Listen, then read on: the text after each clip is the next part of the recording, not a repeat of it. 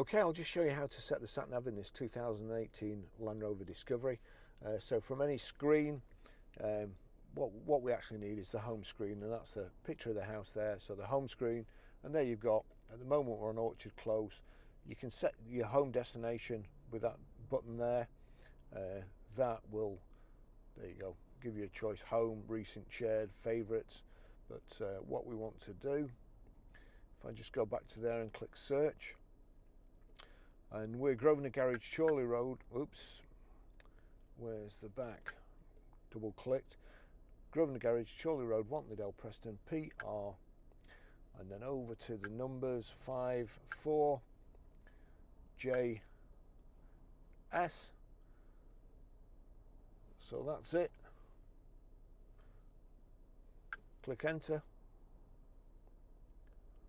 PR54JS, that's the one. Click on there, click start.